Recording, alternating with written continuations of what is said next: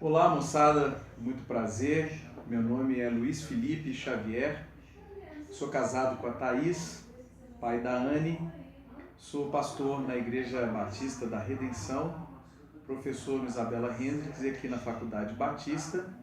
Eu fui aluno da Escola de Líderes da Juban e hoje sou professor nessa escola, lecionando a disciplina de Estratégias de Discipulado. E é sobre isso que eu gostaria de falar com vocês um pouquinho hoje. Muito bem, eu tive a graça de Deus de contar com boas relações de discipulado ao longo da minha trajetória. Desde quando me converti, fui acompanhado por pessoas que já tinham um pouco mais de maturidade no que diz respeito a isso na minha vida, e isso contou de maneira muito positiva para a minha formação espiritual. Se nós pudéssemos de alguma forma pensar nos objetivos ou no objetivo dessa disciplina, eu penso que teríamos que seria o principal.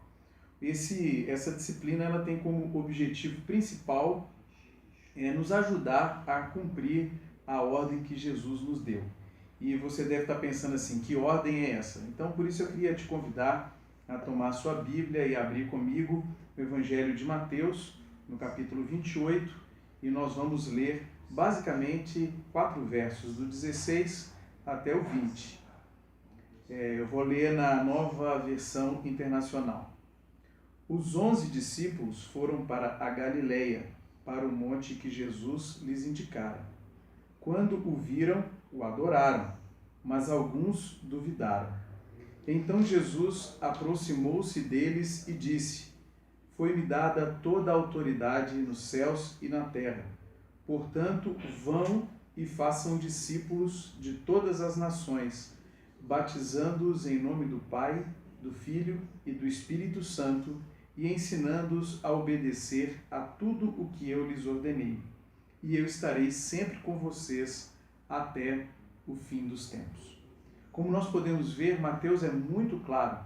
A última ordem que Jesus deu aos seus discípulos foi: façam discípulos. Façam discípulos de todas as nações. Por onde vocês caminharem, façam discípulos. E é isso que essa disciplina pretende te ajudar a cumprir essa ordem de fazer discípulos. Bom, mas como é que ela está dividida? Nós podemos pensar o conteúdo dessa disciplina da seguinte forma. Nós pensamos um pouquinho no conteúdo a partir do Antigo e do Novo Testamento. O discipulado no Antigo Testamento, o discipulado no Novo Testamento. No que diz respeito ao Antigo Testamento, nós vamos ver um pouquinho da relação de Elias com Eliseu. E, para sua surpresa, a primeira vez que a palavra discipulado aparece na Bíblia é exatamente na relação dessas duas pessoas, e por isso essa relação se torna muito importante para a gente.